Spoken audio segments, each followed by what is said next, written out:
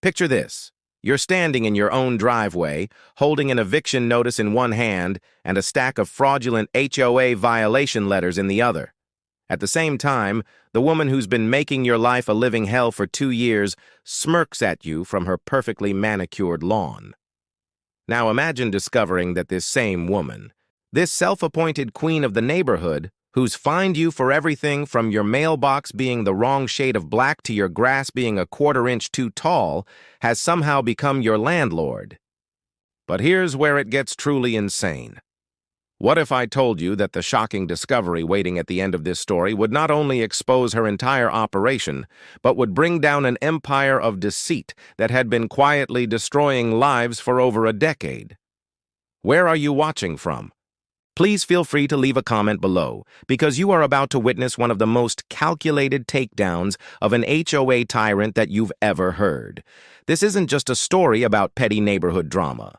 This is about corruption, fraud, identity theft, and a web of lies so complex that it took a team of lawyers, a determined homeowner, and one accidentally forwarded email to unravel the whole thing. The woman at the center of this chaos? Her name was Patricia Henderson, though everyone in the Meadowbrook community knew her simply as that HOA Karen. And when she became more than just an irritating busybody, when she became the person who literally controlled whether someone had a roof over their head, that's when her perfectly constructed house of cards began to crumble in the most spectacular way imaginable. James Mitchell had moved into Meadowbrook community in the spring of 2019, full of hope and excitement about his first real home purchase. At 32 years old, the marketing consultant had saved for years to afford the modest 3-bedroom ranch-style house on Elmwood Drive. The neighborhood seemed perfect at first glance. Tree-lined streets, well-maintained common areas, a community pool, and that intangible quality that real estate agents love to call pride of ownership. The HOA fees were reasonable at $200 per month, and the covenant documents, while extensive, didn't seem unreasonable for a planned community of just over 300 homes. James had done his due diligence before purchasing. He'd read through the HOA bylaws, attended one board meeting as a prospective buyer, and even chatted with a few neighbors who all seemed pleasant enough. Sure, a couple of people had mentioned that the HOA president could be particular about rules. Still, James had lived in an apartment with a landlord who showed up unannounced for inspections, so he figured he could handle a little neighborhood oversight. He had no idea what he was walking into. Patricia Henderson had been the HOA president of Meadowbrook Community for 11 years when James moved in. She was a woman in her late 50s with perfectly coiffed blonde hair that never seemed to move regardless of weather conditions. A wardrobe that consisted primarily of pastel pantsuits and tennis outfits, despite no one ever seeing her play tennis, and an expression that suggested she was perpetually smelling something unpleasant. Patricia didn't work a traditional job. Her husband Richard was a successful orthodontist who spent most of his time at his practice or, as neighborhood gossip suggested, avoiding going home. This left Patricia with abundant free time to dedicate to her true passion, controlling every microscopic aspect of Meadowbrook community. The first interaction James had with Patricia came exactly 9 days after moving in. He was still unpacking boxes, living room furniture arranged haphazardly, when he heard a sharp knock on his door. Patricia stood on his porch with a clipboard, a measuring tape, and a camera around her neck like some suburban inspector general. She informed James that his mailbox, the same mailbox that had been there when he purchased the house, that had presumably been there for the home's entire 20-year existence, was not the correct shade of black according to the updated HOA guidelines that had been passed 6 months earlier. She handed him a violation notice with a grainy photo attached, informing him he had 14 days to repaint the mailbox with Sherwin-Williams tricorn black, specifically, or face a $50 fine. When James pointed out that the mailbox looked perfectly black to him and asked how anyone could tell the difference, Patricia's smile could have frozen lava. She told him that standards existed for a reason and that she'd be checking back in 2 weeks. That was just the beginning. Have you ever dealt with someone who seems to have made it their life's mission to find fault in everything you do? Keep watching, because Patricia's obsession with James was about to escalate in ways that would seem almost unbelievable. Over the following months, James received violation notices for infractions that ranged from petty to absurd. His grass was measured at 3¼ inches when the maximum allowable height was 3 inches, a $50 fine. He'd left his garbage cans visible from the street for 4 hours after collection day instead of the maximum allowed 3 hours, a $75 fine. He'd planted flowers in his front bed that were not on the pre-approved plant list, $100 fine and mandatory removal. His car, a perfectly ordinary 6-year-old Honda Accord, was allegedly parked improperly in his own driveway because it was angled slightly rather than perfectly straight, a $50 fine. James paid the first few fines without much complaint, chalking it up to adjusting to HOA life and figuring that once he learned all the rules, the violations would stop. He repainted his mailbox with the specific paint Patricia demanded. He set alarms to remind himself to bring in his garbage cans. He studied the architectural guidelines like they were sacred texts. But the violations never stopped. If anything, they increased in frequency and creativity. What James didn't know yet was that he wasn't alone. Throughout Meadowbrook community, there were roughly 15 to 20 homeowners at any given time who existed on what residents had privately begun calling Patricia's List, people who, for whatever reason, had attracted her particular brand of focused harassment. Sometimes it was triggered by something specific. Questioning her authority at a board meeting, being friendly with someone she deemed an enemy, or simply having the audacity to file a complaint about something she'd done. Other times, the targeting seemed random, as if Patricia simply needed someone to torment and had selected a new victim on a whim. But here's what made Patricia truly dangerous rather than just annoying. She didn't just enforce rules. She weaponized them with surgical precision. The HOA bylaws and architectural guidelines for Meadowbrook community had ballooned over her 11-year tenure from a reasonable 40-page document to a labyrinthine 267-page monstrosity filled with contradictions, vague language, and rules that were virtually impossible to follow simultaneously. Patricia had systematically pushed through amendment after amendment, always at sparsely attended board meetings, always with the support of her 2 closest allies on the 5-person board. These rules gave Patricia incredible power. She could fine residents for violations they didn't even know existed. She controlled which contractors were approved for exterior work, ensuring her friends' businesses received all the referrals. She determined which architectural change requests were approved or denied, often based on nothing more than her mood that day. And because she was so meticulous about documenting every violation, creating paper trails, and following the letter of the law when it came to HOA procedures, it was incredibly difficult to challenge her authority. James tried fighting back through proper channels. He attended HOA board meetings and attempted to question some of the violations he'd received, only to be told that the decisions were final and that continued disruption would result in additional fines for creating a disturbance at official HOA functions. He requested copies of the meeting minutes where various rule changes had been approved, discovering that many of these crucial votes had occurred at meetings where only Patricia and her 2 board allies were present, with the required notice to homeowners technically given but buried in fine print at the bottom of the monthly newsletter that most people never read. He tried building alliances with other homeowners, only to discover that Patricia had created an atmosphere of fear and division in the community. People were afraid to speak out because they knew it would make them targets. Some had given up and moved away, taking losses on their home sales to escape her reign.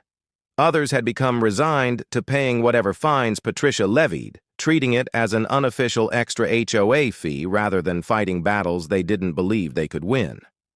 By the end of his first year in Meadowbrook community, James had paid over $2,000 in various HOA fines. He was seriously considering cutting his losses and selling the house. The joy of home ownership had been thoroughly crushed under the weight of constant surveillance, petty harassment, and the feeling that his own home wasn't really his. But he'd put down roots. He liked his house, he'd made a few genuine friends in the neighborhood, and the principle of the thing gnawed at him. Why should he be driven out of his own home by a bully with a clipboard? Then everything changed in a way James never could have anticipated. Are you still with me? Because this is where the story takes a turn that nobody saw coming. The phone call came on a Tuesday evening in March 2021. James was making dinner when his phone rang with a number he didn't recognize. A local area code, but not one saved in his contacts. He almost didn't answer, assuming it was spam, but something made him pick up. The voice on the other end belonged to a woman named Margaret Chen, an attorney with Robertson and Associates, a local real estate law firm. She asked if James was the owner of the property at 847 Elmwood Drive in Meadowbrook Community, which he confirmed. Confusion growing. Then Margaret delivered news that made James's stomach drop.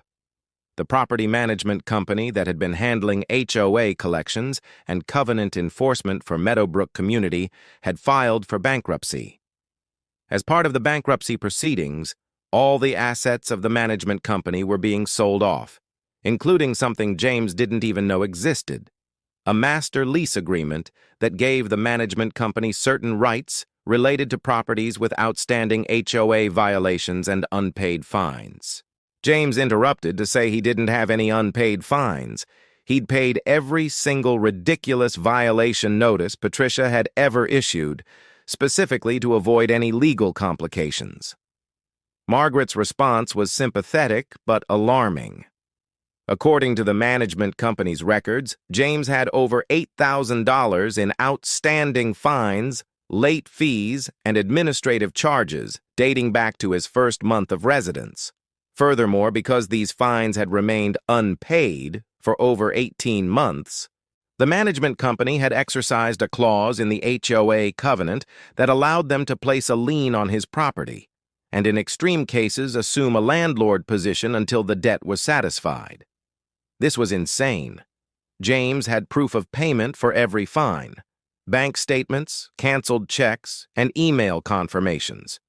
He told Margaret this, and she explained that yes, the bankruptcy proceedings had uncovered numerous irregularities in the management company's accounting, which is why she was calling. The firm representing the bankruptcy trustee was trying to sort out legitimate debts from fraudulent ones before the asset sale was finalized. She needed James to send over all his documentation proving payment. James spent the next 3 hours frantically scanning documents, compiling bank statements, and sending everything to Margaret. As he was organizing the paperwork, something caught his attention. The account numbers on some of his earlier checks, the ones from his first few months in the neighborhood, didn't match the account number listed on more recent HOA invoices. It was a slight difference, just 2 digits transposed, but it was definitely different. He called Margaret back, pointing out the discrepancy. There was a long pause on the line before she asked him to email her a copy of one of those early checks immediately. After another pause, she told James something that made his blood run cold. The account number on his early fine payments didn't belong to the HOA management company. It belonged to a private account. Someone had been stealing his fine payments. But who? And how? The answer came together over the following week through a series of revelations that were almost too perfectly corrupt to be believable. Have you ever had that moment where everything suddenly clicks into place and you realize the truth was right in front of you the whole time? Stay with me here. Patricia Henderson, in her role as HOA president, had access to all the violation notices before they were officially logged with the management company. For certain homeowners, specifically those on her target list, she had been creating duplicate violations. She'd issue the official violation through the management company's system, which would generate an invoice with the correct payment information. But then she'd also send a nearly identical violation notice directly to the homeowner with slightly different payment instructions that directed the payment to an account she controlled. The notices were virtually identical. Same HOA letterhead, same violation description, same fine amounts. The only differences were subtle: the account number and a line of fine print that had been altered to say, "Make checks payable to Meadowbrook Community Standards account," instead of the official management company name. Most people paid whichever notice they received first, never realizing there were two. And because Patricia controlled the flow of information to the board, homeowners who paid her directly were still showing as delinquent in the official system. This scheme had been running for years. Margaret's firm, as they dug deeper into the bankruptcy records, discovered that dozens of homeowners had been caught in this trap. They'd paid their fines, paid them to Patricia, but officially remained delinquent, accruing late fees and facing increasingly serious consequences while Patricia pocketed the money. But here's where it got even more twisted. The management company that had just filed for bankruptcy, it was called Henderson Property Solutions. The owner of record was Richard Henderson, Patricia's husband. And while Richard was listed as the owner, all evidence suggested Patricia was the one actually running the operation. The company had been established about a year before Patricia pushed through a vote to replace Meadowbrook Community's previous well-regarded management company with this new firm that offered a better rate. Do you see the beautiful racket she'd constructed? Patricia controlled both sides of the equation. As HOA president, she issued violations and fines with impunity. As the de facto operator of the management company hired to enforce those violations, she controlled the official records. She determined which violations were legitimate enough to pursue legal action on. And through her personal account scheme, she was skimming money directly from homeowners while maintaining the official position that they were delinquent. The management company's bankruptcy hadn't been filed because the business was failing. It had been filed strategically. Records showed that Henderson Property Solutions had been profitable. Still, by filing for bankruptcy, the Hendersons could potentially sell off the company's assets, including those property liens and master lease agreements on homes with unpaid fines, while shielding themselves from personal liability. Someone else would buy those assets, become the legal landlord of people like James, Patricia, and Richard, and would walk away with years of stolen money and no consequences. Except they'd made one critical mistake.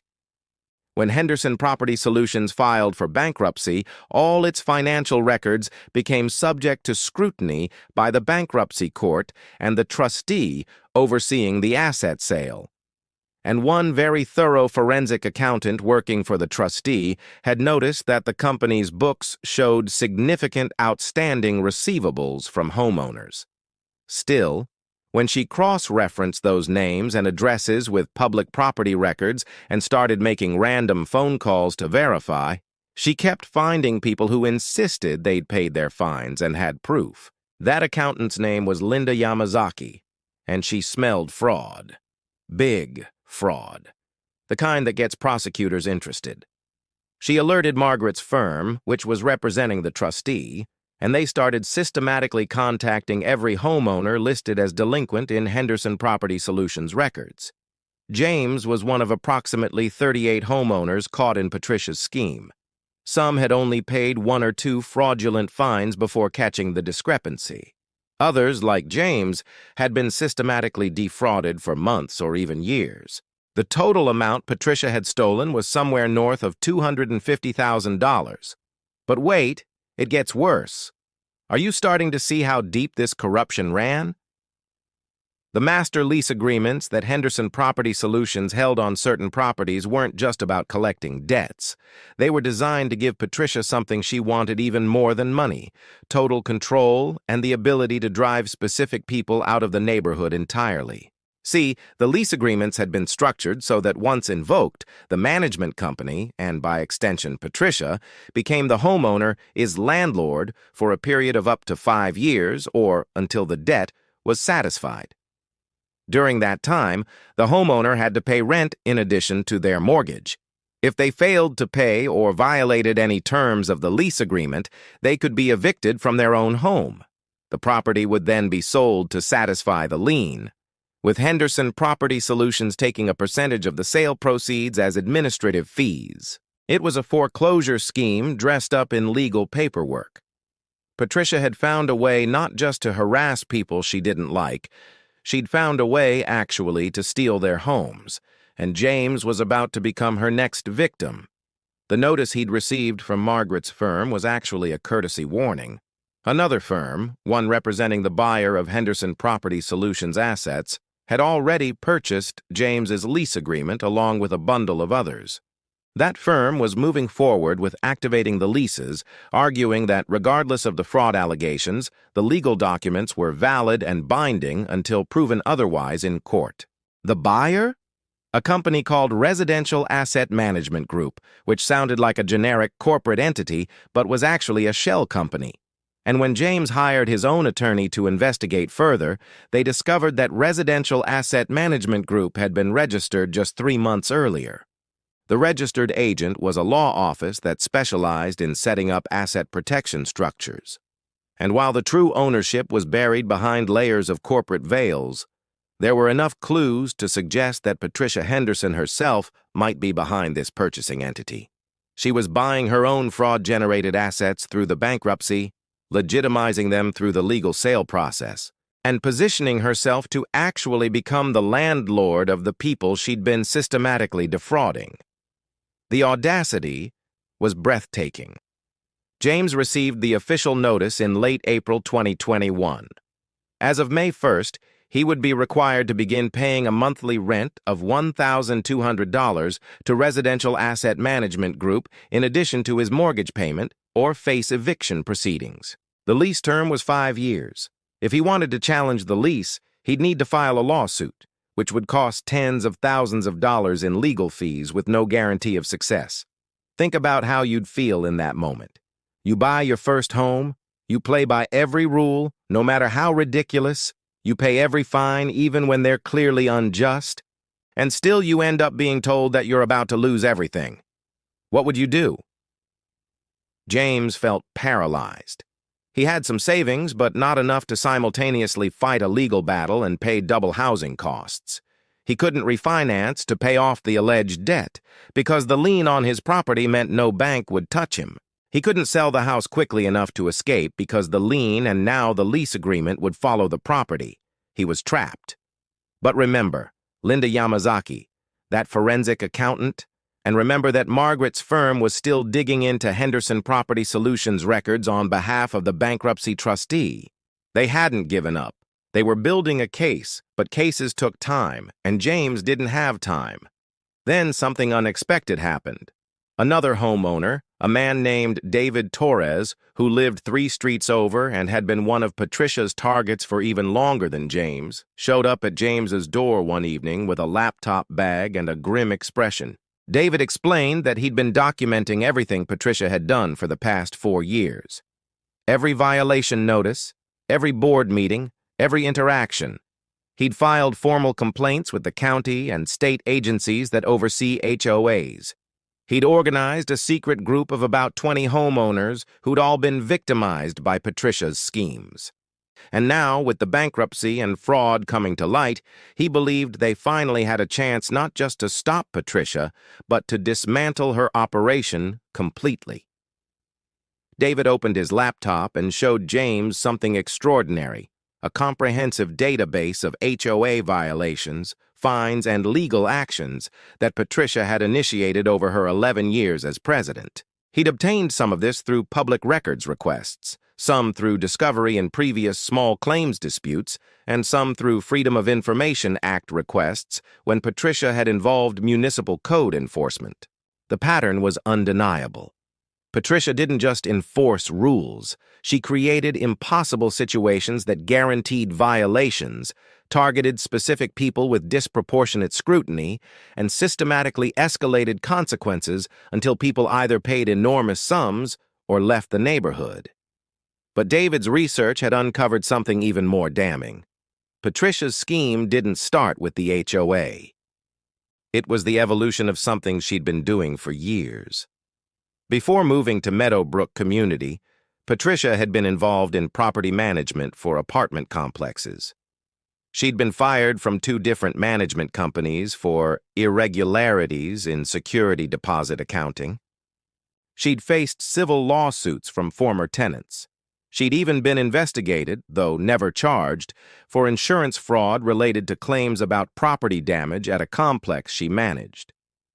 Patricia Henderson was a serial fraudster who'd found the perfect setup, an HOA where homeowners had invested their life savings and couldn't easily leave, where she could hide behind the legitimate authority of covenant enforcement, where the amounts involved in each case were small enough that most people wouldn't hire attorneys to fight back.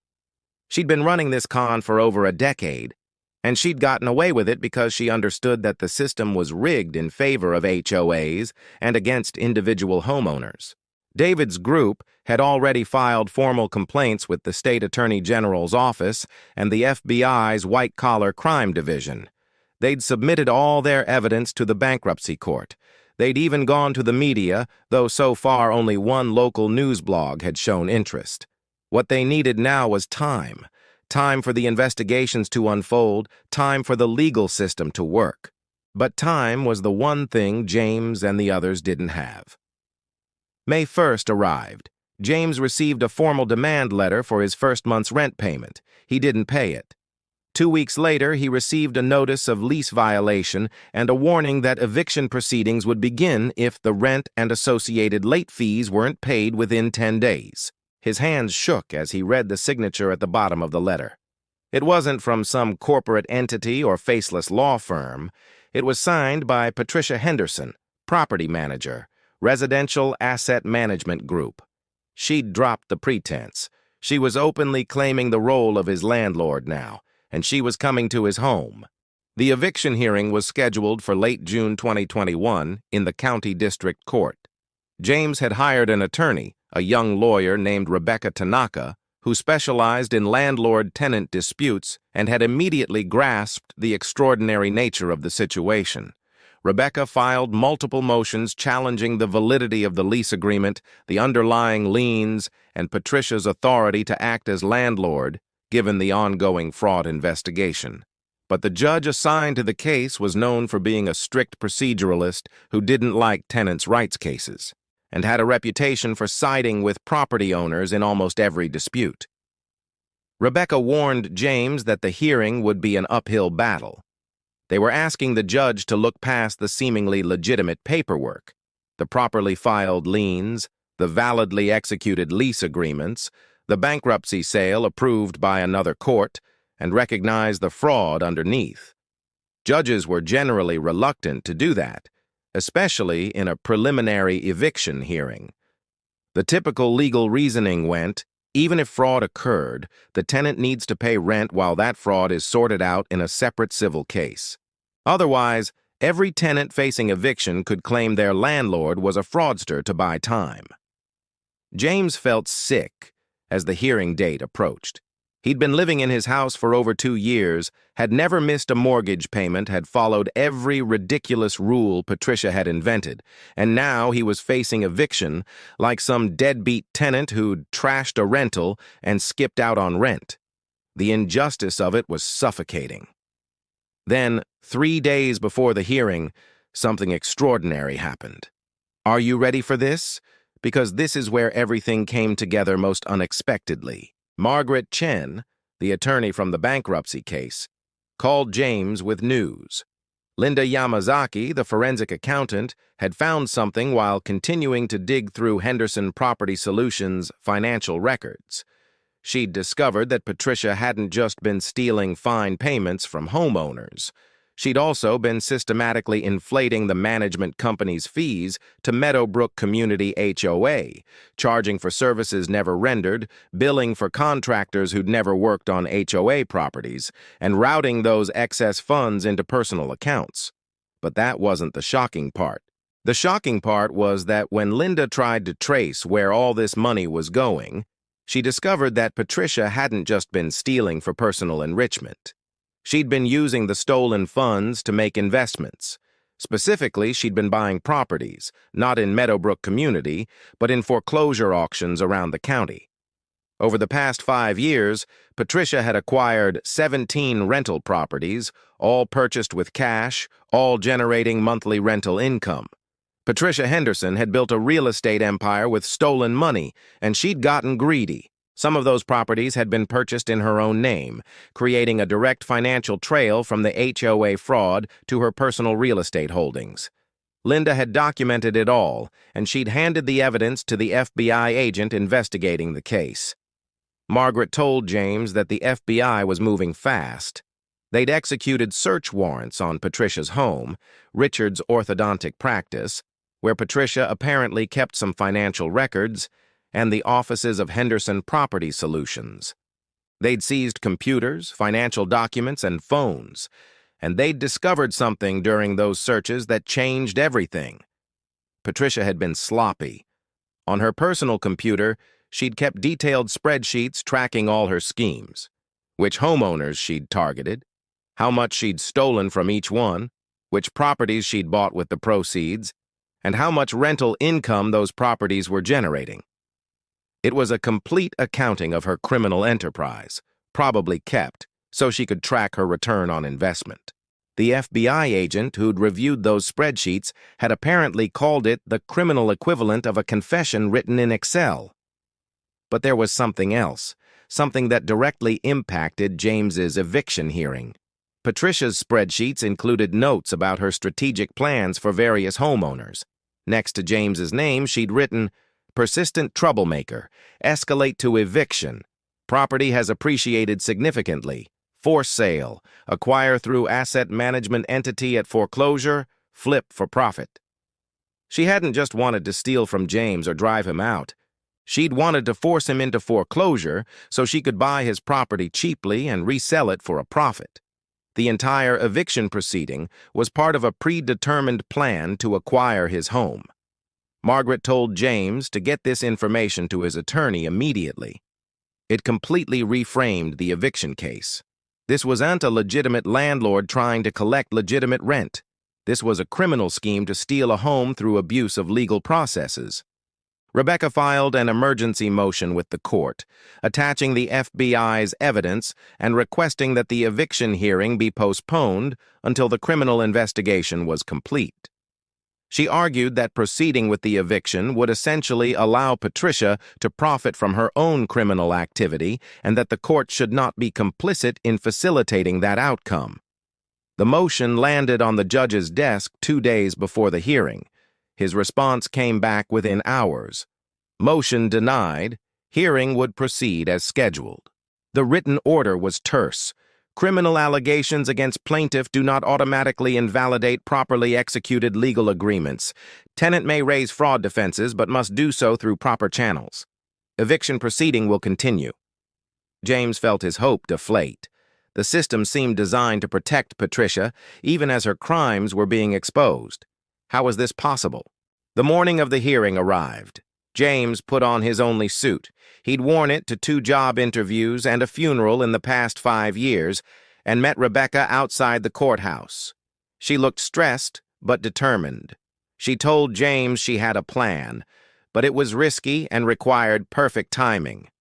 The courtroom was smaller than James had expected, more like a conference room with a judge's bench at one end. Patricia was already there with her attorney, a sharp-dressed man named Carlton Weeks, who apparently specialized in HOA law and had a reputation as a bulldog. Patricia wore a cream-colored pantsuit and had the same expression she always did. That look of barely concealed contempt, as if everyone around her existed purely to irritate her. Their eyes met across the room. Patricia smiled. It wasn't a friendly smile. It was the smile of someone who believed they'd already won and was waiting for everyone else to realize it. The judge entered, Judge Harold Morrison, a man in his mid-60s with gray hair and reading glasses perched on his nose. He looked bored before the hearing even started. Rebecca had warned James that Judge Morrison handled about 40 cases per day and generally gave each one about 15 minutes of attention. This was not a forum conducive to complex fraud defenses. Carlton Weeks went first, laying out the case in clean, simple terms. His client, Residential Asset Management Group had legally purchased certain lease agreements from a bankruptcy estate. Those agreements gave his client Landlord rights over specific properties, including James's. The tenant had failed to pay rent. This was a simple eviction for non-payment. Weeks submitted the lease agreement, the payment demands, the notices of violation, and his motion for eviction. Total time elapsed: 7 minutes. Judge Morrison looked at Rebecca. "Counselor, I've reviewed your filings. I understand your client has alleged fraud, but those allegations need to be addressed in a civil suit against Ms. Henderson personally, not in this eviction proceeding. Do you have a defense to the non-payment of rent as specified in the lease agreement?" This was the moment. Rebecca stood and said something that made everyone in the courtroom freeze.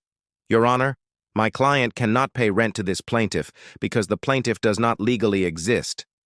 Silence. Judge Morrison frowned. "Excuse me?" Rebecca continued, speaking quickly but clearly. Residential Asset Management Group was registered as an LLC in February of this year. However, the registration was never properly completed. The company never filed its annual report, never appointed a registered agent as required by state law after the temporary agent expired, and most importantly, never obtained the business license required by county ordinance to operate as a property management company. According to state statute, an LLC that fails to maintain its registration in good standing loses its legal status and cannot file lawsuits or enforce contracts. She handed a stack of documents to the bailiff, who passed them to the judge. "These are printouts from the Secretary of State's business registry showing that Residential Asset Management Group's LLC status is currently listed as delinquent. This document is from the county clerk's office showing that no property management business license has been issued to this entity, and this is the state statute that clearly states delinquent LLCs have no standing to bring legal actions." Judge Morrison was actually reading the documents now, his boredom replaced with something that looked like surprise. Carlton Weeks jumped up, sputtering objections, but Rebecca kept going. "Furthermore, Your Honor, if you look at page 4 of my submission, you'll see an affidavit from the temporary registered agent that was listed when the LLC was formed. That agent, a paralegal at a document preparation service, states that she never had any contact with the actual owners of the company after the initial filing. She was paid a one-time fee to serve as a registered agent for the filing period. Still, the company never followed up to designate a permanent agent or provide a physical address for service of process as required." She paused, letting that sink in. "Your Honor, this plaintiff is a corporate ghost. It was created on paper to facilitate the purchase of these lease agreements from the bankruptcy estate, but it was never properly established as a functioning legal entity. It has no standing to bring this eviction action." Carlton Weeks was red-faced now, arguing that technical registration issues didn't invalidate the underlying lease agreements, that his client could cure any filing deficiencies, that Rebecca was raising procedural objections to avoid addressing the substantive issue of unpaid rent. But Judge Morrison held up a hand, silencing him. "Mr. Weeks, is your client current with the Secretary of State's office?" A pause. "Your Honor, there may have been some administrative oversight, but is your client current?" "Not currently, Your Honor, but does your client have a property management license issued by this county?" Another pause. "We're in the process of—" "Do you have it or not, Counselor?" "No, Your Honor." Judge Morrison sat back in his chair, looking at the ceiling for a moment. Then he looked directly at Carlton Weeks. "So you're asking me to evict someone from their home on behalf of a company that doesn't legally exist as far as the state is concerned and is not licensed to do the business it claims to be doing? Your Honor, these are merely technical—" "Mr. Weeks," the judge's voice had an edge now, "I've been on this bench for 19 years. I've seen a lot of creative legal maneuvering, but this is something else. You're right that technical filing issues can often be cured retroactively, but not in this case. You know why?" He picked up another document from Rebecca's filing. because your client's registration shows Ms. Patricia Henderson as the managing member. The same Ms. Henderson who, according to the FBI evidence attached to the defense's motion, is currently under investigation for fraud, embezzlement, and identity theft related to the very property agreements she's trying to enforce through this ghost company. The same Ms. Henderson who, according to these documents, created this entity for the specific purpose of profiting from her own alleged crimes. Judge Morrison looked at Patricia, who was suddenly very still. Ma'am, if even half of what's in these FBI documents is true, you should not be in my courtroom as a plaintiff. You should be before a criminal judge as a defendant. Carlton Weeks tried to mount a defense, but the momentum had completely shifted. Judge Morrison was reading more of the documents now, his expression growing darker. He called for a 30-minute recess and took all the filings with him to his chambers. In the hallway outside the courtroom, Patricia's mask finally slipped. She was on her phone, speaking in an urgent, low voice, her face flushed. Carlton Weeks stood apart from her, looking like he was reconsidering his career choices. Rebecca and James waited silently, neither daring to hope too much. When they returned to the courtroom, Judge Morrison had more documents on his bench. He'd apparently done some research during the recess. He addressed Carlton Weeks first. Counselor, I've looked up Residential Asset Management Group's filing history. It was established 90 days ago. It has never filed a tax return, never maintained a bank account under its own name as far as I can determine from public records, and has no employees. It exists purely on paper. I'm dismissing this eviction case for lack of standing. The plaintiff quite literally has no legal existence to bring this action. He then looked at James. Mr. Mitchell, I'm also issuing an order preventing any foreclosure or forced sale of your property based on these lease agreements, pending resolution of the criminal investigation and any related civil litigation. The liens placed on your property by Henderson Property Solutions are being stayed. You are free to continue residing in your home and making your normal mortgage payments. No rent is owed to this ghost company. Finally, he turned to Patricia. Ms. Henderson, I'm not a criminal court judge, so I can't make determinations about your guilt or innocence. But I am ordering you to appear at a hearing in 30 days to show cause why you should not be held in contempt for attempting to use this court to facilitate what appears to be an ongoing criminal enterprise. I'm also forwarding all these documents to the district attorney's office with a strong recommendation for prosecution. We're adjourned. The gavel came down with a sharp crack that echoed in the small courtroom. For a moment, nobody moved. Then Patricia stood abruptly, her chair scraping against the floor with a harsh screech, and walked out without a word to her attorney. Carlton Weeks gathered his papers with shaking hands, avoiding eye contact with everyone in the room. James felt like he couldn't breathe. Rebecca was squeezing his arm, saying something about this being a huge victory, about how the judge's order would carry significant weight in the ongoing investigations, about how they'd just dodged a bullet. But James was watching Patricia's back as she disappeared through the courtroom doors, and something in his gut told him this wasn't over. He was right. That evening, James received 17 text messages and 9 phone calls from different Meadowbrook community residents. Patricia had been seen going door to door through the neighborhood, visiting every member of the HOA board, several longtime residents who served on various committees, and a handful of homeowners who'd always been vocal supporters of her leadership. Nobody knew exactly what she was saying in these private conversations, but the sudden flurry of activity suggested she was mounting some counteroffensive. The next morning, James found a hand-delivered envelope tucked into his screen door. Inside was a notice, not from Patricia personally, but from the Meadowbrook Community HOA Board of Directors. It informed him that an emergency board meeting had been scheduled for that evening to address its serious allegations that threatened the integrity and financial stability of our community. All homeowners were invited to attend. David Torres called James immediately after receiving his own copy of the notice. His voice was tight with anger. She's going to try to spin this. She's going to make herself the victim and paint you and anyone who speaks out as the real problem. I've seen her do this before. That evening, the community clubhouse was packed.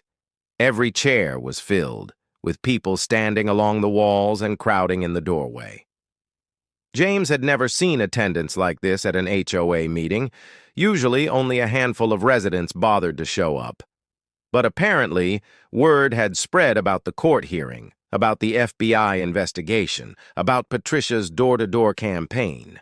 Everyone wanted to see what would happen next. Patricia sat at the board table at the front of the room, flanked by her two loyal board members, Douglas Pemberton, a retired insurance adjuster who'd served on the board for 7 years, and Sheila Forrester, a homemaker who'd moved to Meadowbrook 5 years ago and had quickly become one of Patricia's closest allies.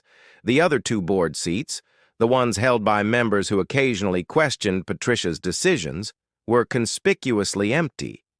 Those board members had apparently resigned that afternoon, both citing personal reasons in brief email messages to the community. Patricia called the meeting to order with her usual crisp efficiency, as if nothing unusual had happened in the past week. She began by acknowledging that there had been unfortunate misunderstandings and false allegations circulating about the HOA's management practices. She wanted to take this opportunity to set the record straight and address what she called a coordinated attack on community leadership by a small group of disgruntled residents who refuse to follow the rules everyone else abides by. The framing was masterful in its audacity. According to Patricia's version of events, Henderson Property Solutions had been a well-run management company that had served Meadowbrook community faithfully for years. Unfortunately, the company had faced financial difficulties due to chronic non-payment by certain homeowners who repeatedly violated HOA rules and then refused to pay the resulting fines. These same homeowners had then made false allegations of fraud to avoid their financial responsibilities. The bankruptcy and subsequent investigations were nothing more than the predictable consequences of trying to run a business while dealing with people who felt entitled to ignore the rules.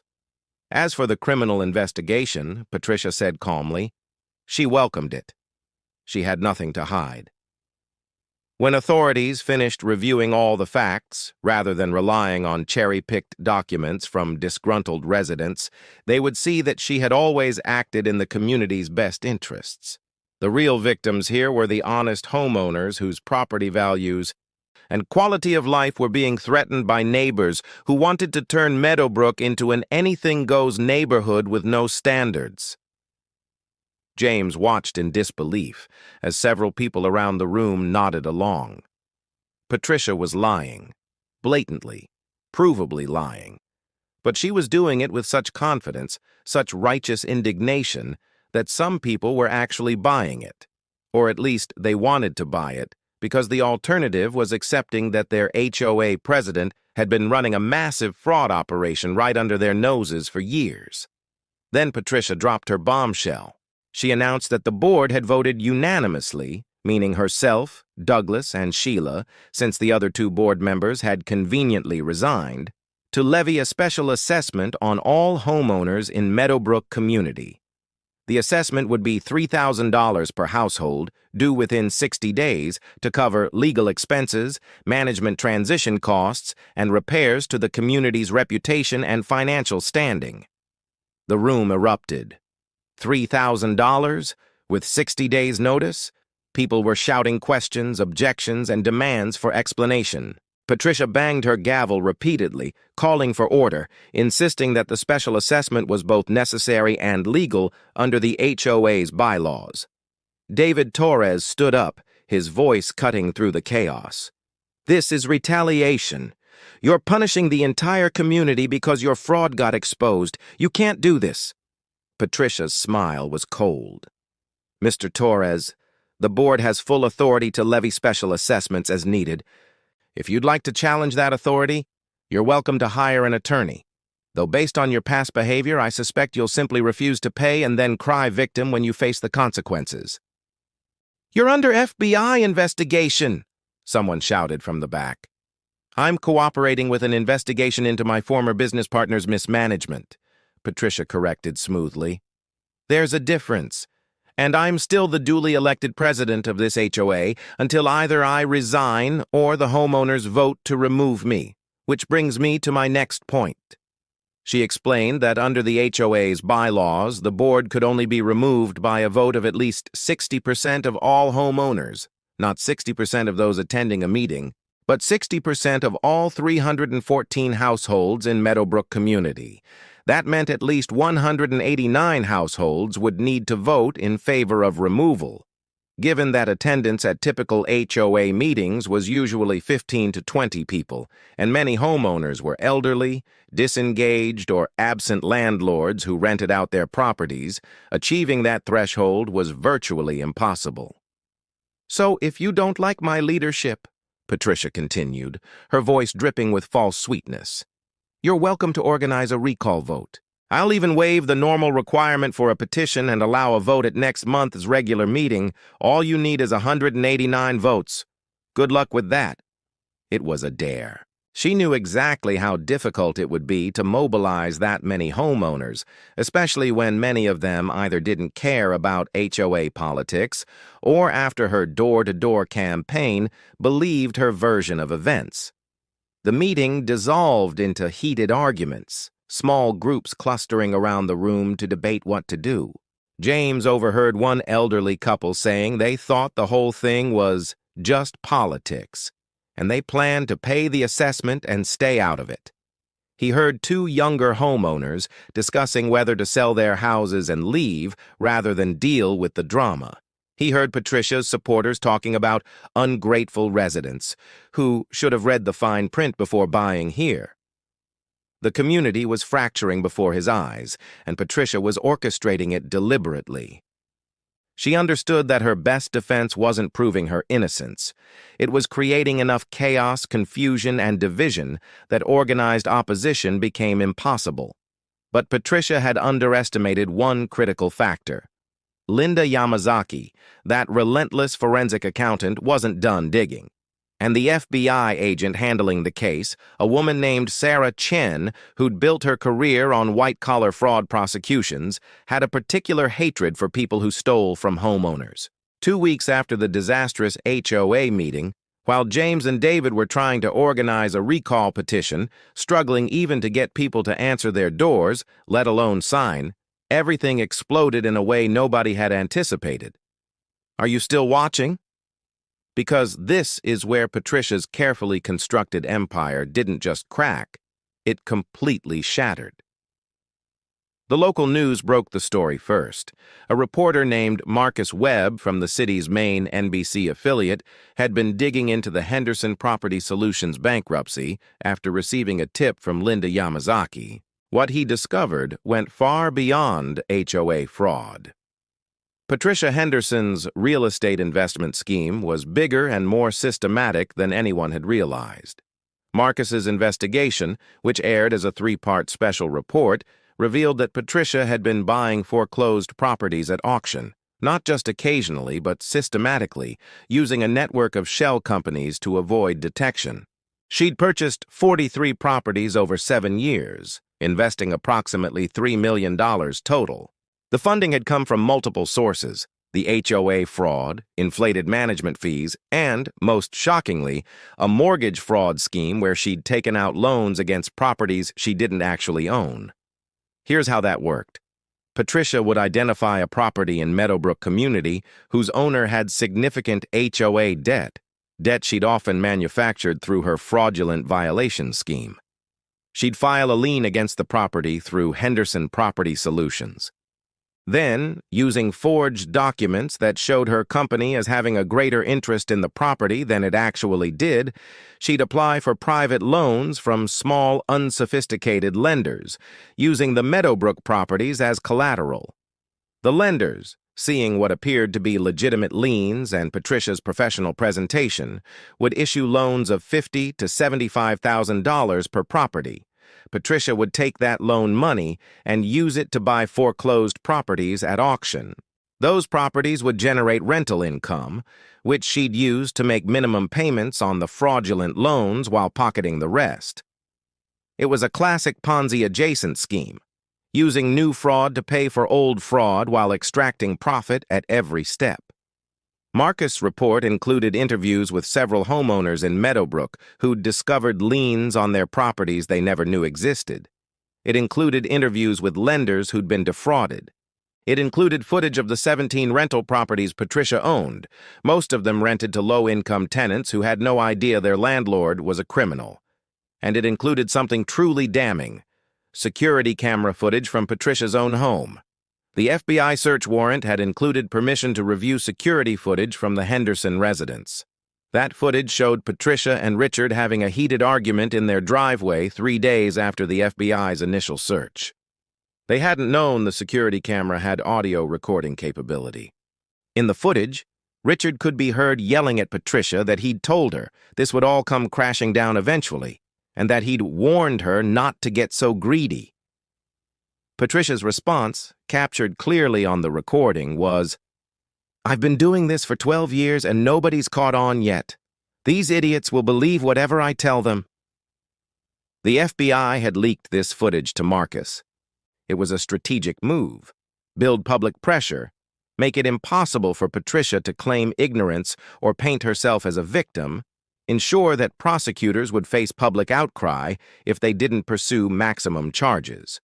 The day after the news report aired, Patricia resigned as HOA president in a terse email that blamed media harassment and false allegations by resentful homeowners, but notably did not deny any of the specific facts in Marcus' report. Douglas and Sheila resigned from the board on the same day. The special assessment was quietly canceled. The new interim board, hastily assembled from volunteers, voted unanimously to rescind it. But the real earthquake came 2 days later. The FBI and the county district attorney's office held a joint press conference to announce a 37-count indictment against Patricia Henderson. The charges included wire fraud, mail fraud, identity theft, forgery, embezzlement, theft, fraudulent misrepresentation, and conspiracy to commit mortgage fraud. If convicted on all counts, Patricia faced up to 85 years in federal prison. Richard Henderson was also indicted on 12 counts, primarily related to his role in Henderson Property Solutions' fraudulent billing practices.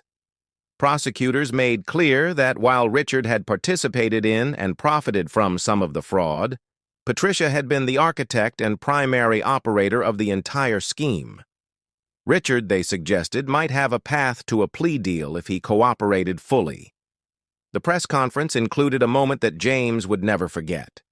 The FBI agent, Sarah Chen, addressed the cameras and said something unexpected. This case began with homeowners who refused to be victimized silently. They documented everything. They talked to each other. They filed complaints even when they thought nothing would happen. They didn't give up. That persistence, that refusal to accept injustice, is what made this prosecution possible. We need more people like them. She was talking about David Torres and his documentation. She was talking about James and his willingness to fight the eviction.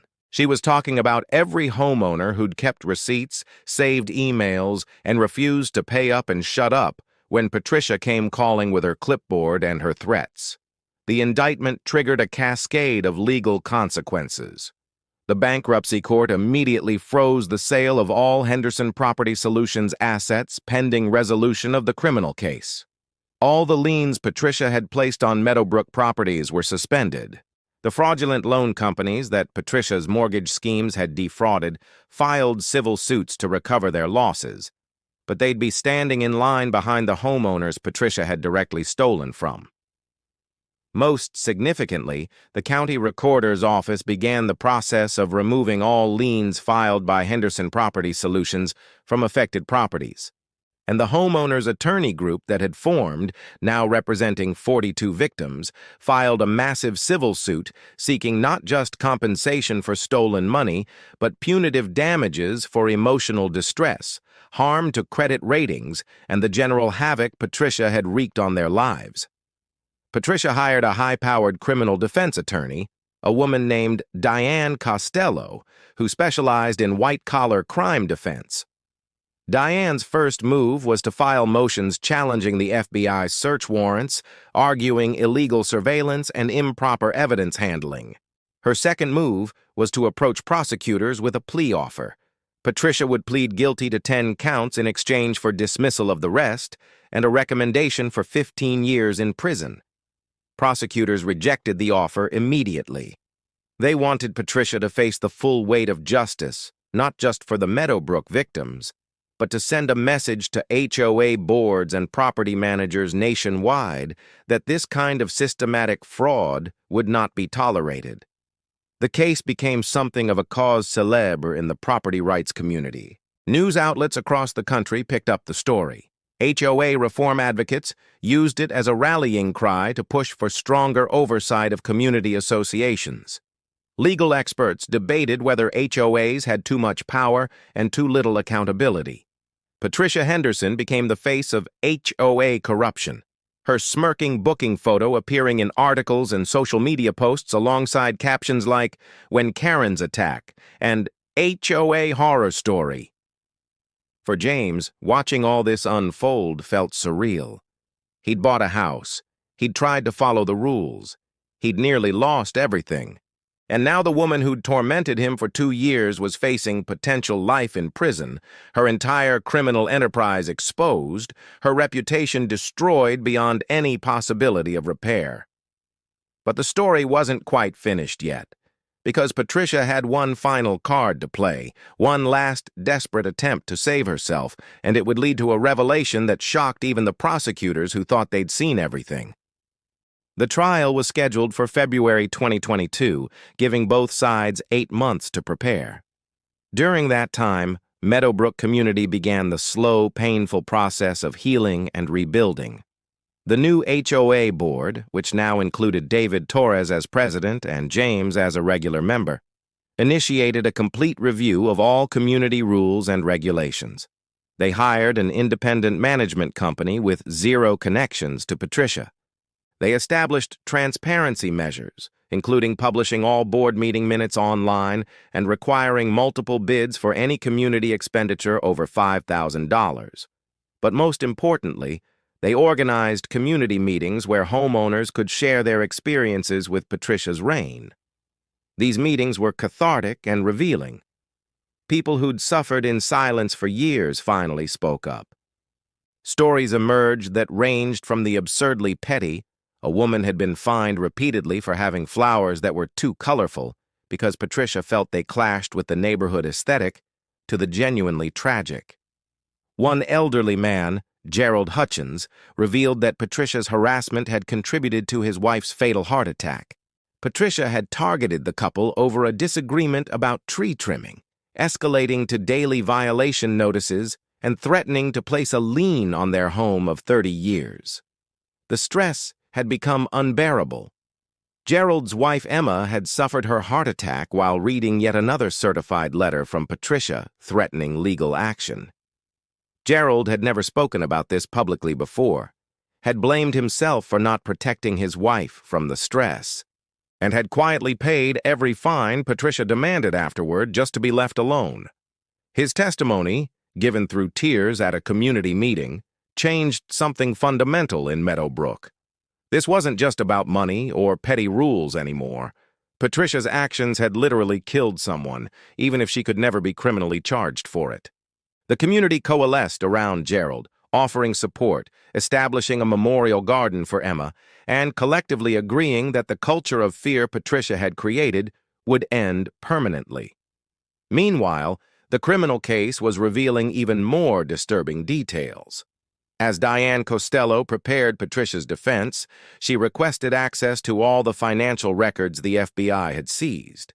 What she found shocked her enough that she apparently confronted Patricia directly, and according to courthouse gossip, the meeting had not gone well. The issue was this: Patricia's fraud had generated approximately $3 million over 12 years. But when investigators traced Patricia's assets, her rental properties, bank accounts, investment accounts, and personal property, they could only account for about $1 million. $2 million was missing. Prosecutors assumed Patricia had hidden money in offshore accounts or had some other asset concealment scheme. They issued subpoenas to international banks, investigated cryptocurrency wallets, and even looked into whether Patricia had purchased valuable art or jewelry that hadn't been discovered. They found nothing. The money had seemingly vanished. This should have been a major problem for prosecutors. They couldn't seize assets to compensate victims if they couldn't find those assets. But Diane Costello saw something else, an opportunity for her client. In November 2021, just 3 months before trial, she approached prosecutors with a new deal. Patricia would plead guilty to all 37 counts. She would accept a sentence of 35 years in federal prison. And in exchange, she would reveal where the missing $2 million was and ensure it was turned over to compensate victims. Prosecutors were intrigued but suspicious. Why would Patricia, who'd been fighting the charges aggressively, suddenly agree to plead guilty to everything and accept such a long sentence? The answer came when they met with Patricia directly for a proffer session, a preliminary meeting where she'd outline what information she could provide. Patricia explained with the same calm efficiency she'd once used to issue HOA violation notices that the missing $2 million had been stolen from her by her husband, Richard. According to Patricia, she'd been running her fraud schemes successfully for years when Richard discovered what she was doing. Rather than reporting her or demanding she stop, he'd seen an opportunity. He'd convinced her to incorporate Henderson Property Solutions and name him as the owner, arguing it would provide liability protection. He'd convinced her to use certain bank accounts that he controlled for tax purposes. And slowly, over several years, he'd been skimming money from the operation. Patricia claimed she'd only recently discovered the full extent of Richard's theft.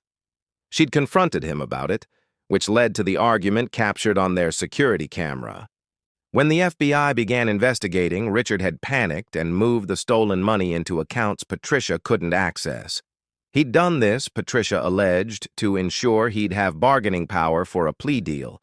He could offer to return the money in exchange for reduced charges or immunity.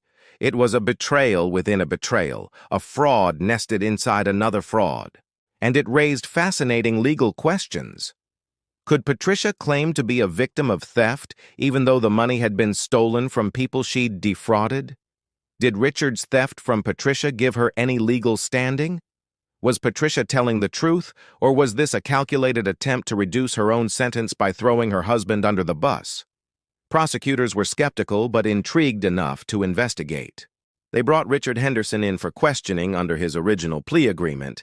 He'd been cooperating in exchange for prosecutors recommending a reduced sentence of 5 years. When confronted with Patricia's allegations, Richard initially denied everything, but when shown bank records that prosecutors had subpoenaed based on Patricia's information, records showing regular large transfers from accounts Richard controlled to offshore accounts in the Cayman Islands, his defense crumbled. Richard had indeed been stealing from Patricia's stolen money.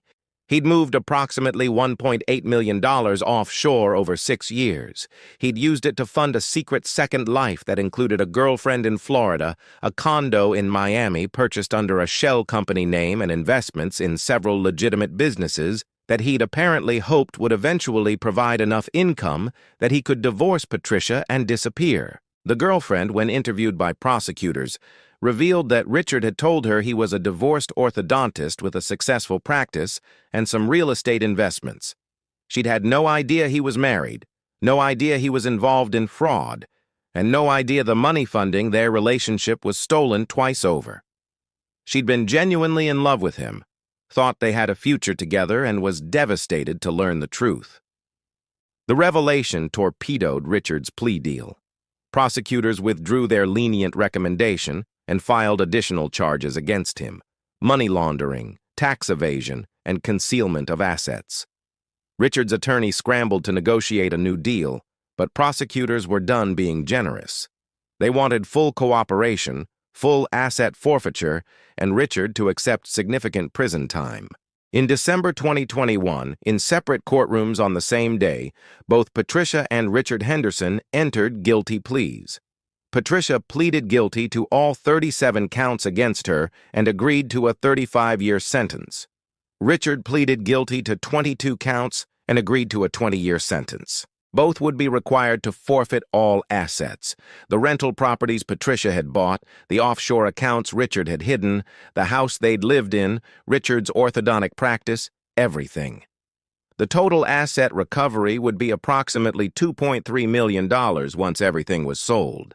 It wasn't enough to fully compensate all the victims. Patricia had stolen more than that when accounting for inflated fees, fraudulent charges, and interest on debts victims had been forced to take on to pay her fake fines. But it was something, and more importantly, it was a measure of justice. The sentencing hearing in February 2022 was packed.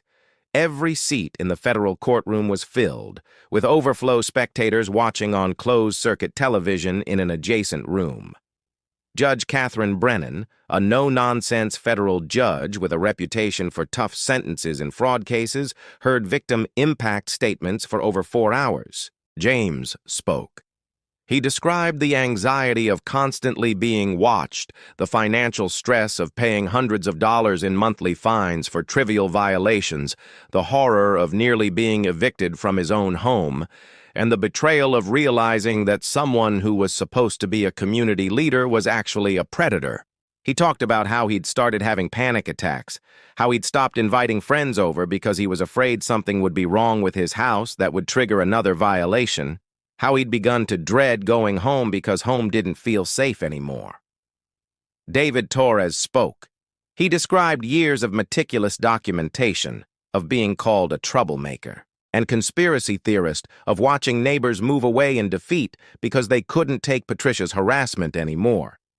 He talked about the community bonds that had been destroyed by Patricia's divide-and-conquer tactics, about how neighbors had been turned against each other, about how trust had been shattered.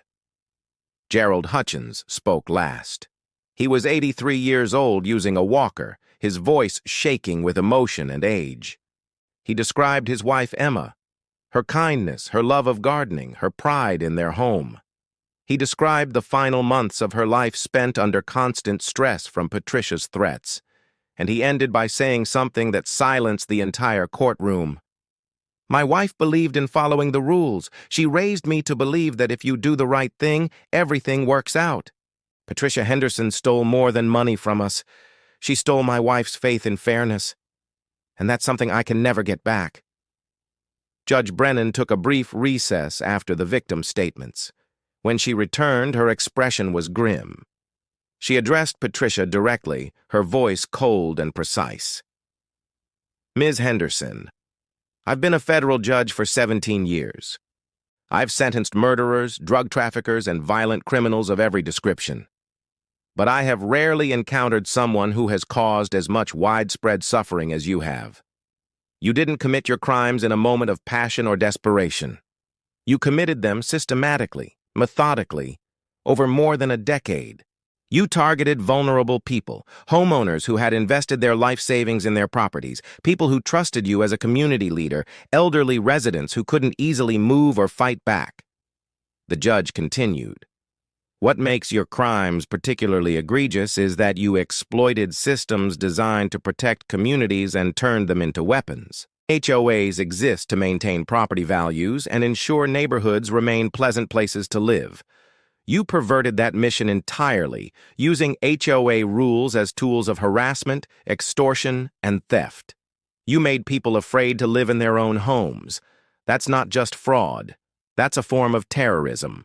Judge Brennan sentenced Patricia to 35 years in federal prison, as agreed in the plea deal, but she made clear she would have gone higher if she could. She sentenced Richard to 20 years, noting that while his theft from Patricia was in some ways less directly harmful to victims, his willingness to profit from his wife's crimes and then steal from her proceeds made him a parasite feeding on a parasite, equally contemptible if less original. Neither would be eligible for early release. Federal crimes didn't have parole. They'd serve at least 85% of their sentences, meaning Patricia would be 94 years old before she could be released, and Richard would be 78. The Meadowbrook victims would split the recovered assets proportionally based on how much each had been defrauded. James would receive approximately $48,000, not enough to cover all his losses when accounting for legal fees, stress, and lost time, but enough to feel like some measure of justice had been achieved. Other victims would receive anywhere from a few $1,000s to over $100,000 for those who'd been Patricia's targets the longest. The civil lawsuits filed by the homeowners group against everyone tangentially involved in the fraud. The title company that had processed Patricia's fraudulent liens, the lawyers who'd represented Henderson Property Solutions without adequate due diligence, even the previous HOA board members who'd rubber-stamped Patricia's decisions for years, would drag on for another 2 years. Eventually, insurance settlements would provide additional compensation, though never enough to make anyone whole. But something more important than financial recovery had happened. The story of Patricia Henderson's fraud became a catalyst for HOA reform legislation in the state. Lawmakers, faced with public outcry and extensive media coverage, passed new laws requiring independent third-party audits for HOAs with more than 100 units, term limits for board members, maximum of 6 consecutive years, mandatory background checks for anyone serving as HOA president or treasurer, restrictions on the financial relationships between HOA board members and management companies, enhanced transparency requirements, including online publication of all board meeting minutes and financial statements, a streamlined process for homeowners to challenge violations before fines could be assessed, caps on fine amounts and limits on how quickly fines could escalate, a state-level HOA ombudsman office to investigate complaints of abuse. The law was nicknamed Emma's Law in honor of Gerald Hutchins' wife, and it passed with bipartisan support. It wouldn't prevent all HOA abuse, no law could, but it provided tools and protections that hadn't existed before. Meadowbrook community itself transformed over the following years. The new board, led by David Torres, reduced the community rules document from 267 pages to 43 pages of reasonable, clearly written guidelines. They eliminated the most absurd rules: the specific paint colors for mailboxes, the approved plant lists, the inch-by-inch grass height requirements. They established a culture where violations resulted in friendly notices asking homeowners to address issues rather than immediate fines. They created community events, block parties, holiday celebrations, volunteer days that brought neighbors together rather than dividing them. Property values in Meadowbrook actually increased after Patricia's departure, defying her claims that her strict enforcement was necessary to maintain home values. Turns out people were willing to pay more to live in a community where they wouldn't be constantly harassed and could actually enjoy their homes. James Mitchell lived in his house on Elmwood Drive for another 5 years before accepting a job opportunity in another state. When he sold the property in 2027, he made a substantial profit. But more importantly, he'd made genuine friends in the neighborhood, people who'd been through the same nightmare and had come out the other side together. He'd learned that sometimes fighting back against injustice, even when it seems hopeless, can actually work. He'd discovered that he was stronger than he'd thought, that community meant something, and that persistence in the face of bullying and corruption could actually lead to meaningful change. Patricia Henderson is currently serving her sentence at FCI Danbury, a federal prison in Connecticut. According to people who've had contact with her, she remains convinced that she did nothing wrong, that she was enforcing rules, and that everyone who testified against her was a liar or a troublemaker. Psychologists might call this narcissism or sociopathy. Whatever the clinical term, it seems Patricia will go to her grave believing she was the victim. Richard Henderson is serving his sentence at a different federal facility. He's apparently been a model prisoner, teaching other inmates basic business and financial literacy skills. The irony is not lost on anyone. He's eligible for release when he's 78 years old. His girlfriend moved on, married someone else, and, according to social media, appears to be living a happy life. His orthodontic practice was sold. The the proceeds going to victim compensation. The 17 rental properties Patricia had bought with stolen money were sold at auction. Interestingly, several were purchased by former Meadowbrook residents who'd been victims of her fraud. They pooled resources. They bought the properties as investment rentals, perhaps finding some poetic justice in building legitimate wealth from the proceeds of Patricia's criminal empire. Gerald Hutchins passed away in 2024 at the age of 86. His obituary mentioned that he'd been a devoted husband, a veteran, a community volunteer, and a fighter for justice in his wife's memory. He'd lived to see Patricia sentenced, to see Emma's law passed, and to see Meadowbrook transformed into the community it should have always been. His children said he'd found peace in those final years. So what's the takeaway from this entire saga? What can we learn from the story of when an HOA Karen became someone's landlord and the shocking discovery that brought down her empire of corruption? First, documentation matters. David Torres's meticulous record-keeping, James's saved bank statements and emails, the receipts and photographs and written records, these things made the case.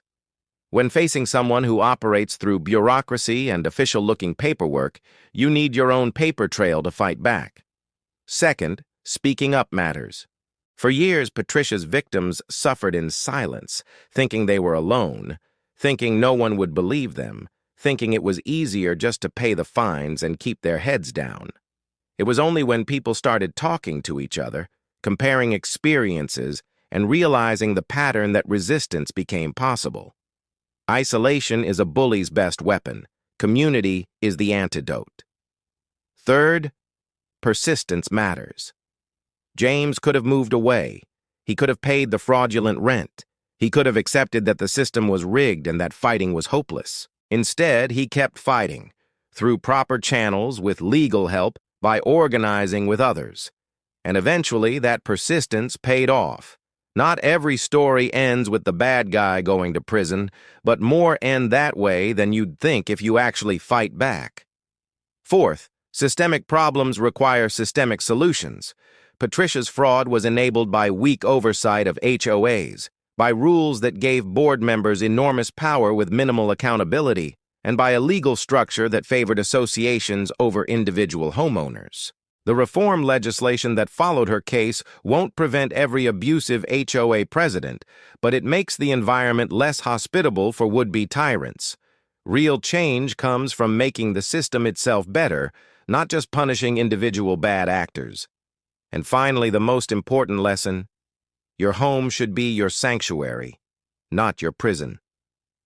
When HOAs and neighborhood associations work properly, they serve the people who live in the community.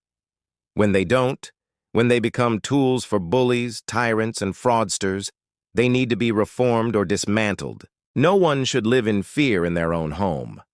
No one should dread seeing their HOA president's car on their street. No one should have to choose between financial ruin and standing up for their basic dignity. Patricia Henderson thought she was untouchable. She'd gotten away with her schemes for over a decade. She'd created a system where she held all the power and her victims had no recourse. She'd built an empire on stolen money and broken trust. And she would have continued indefinitely if not for one forensic accountant who wouldn't ignore the red flags, one bankruptcy court that actually scrutinized the records, and a group of homeowners who refused to stay silent. The shocking discovery wasn't just that Patricia had stolen millions of dollars or that she'd created an elaborate fraud scheme. The shocking discovery was that the system had let her do it for so long that she'd hidden in plain sight behind the legitimate authority of an HOA, that dozens of people's lives had been derailed before anyone with real power paid attention. But here's the other shocking discovery, the hopeful one. When people finally did pay attention, justice was possible. The system, for all its flaws, could be made to work. The bad guys could be held accountable. The community could heal and rebuild. The story of Patricia Henderson is a horror story about HOA abuse and systematic fraud. But it's also a story about resilience, community, and the power of refusing to be victimized silently. So here's my question for you. Wherever you are, whatever community you live in.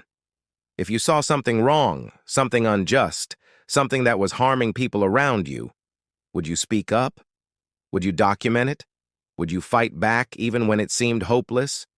Because the difference between Patricia's 11-year reign of terror and her eventual downfall came down to people who answered those questions with yes. People like James, who nearly lost everything but kept fighting.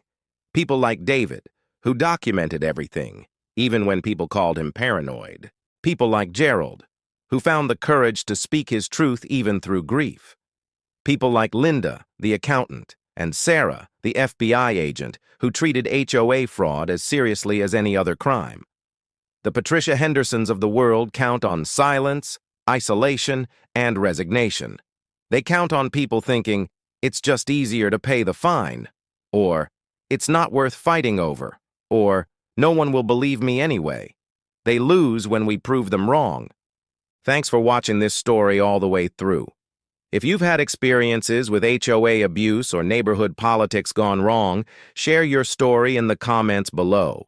You never know who might read it and realize they're not alone. And if this story resonated with you, make sure to like and subscribe for more deep dives into property disputes, neighborhood drama, and stories of people who fought back against injustice and won. Remember, your home should be your castle, not your cage. And no one, not an HOA president, not a management company, not anyone, has the right to make you feel like a prisoner.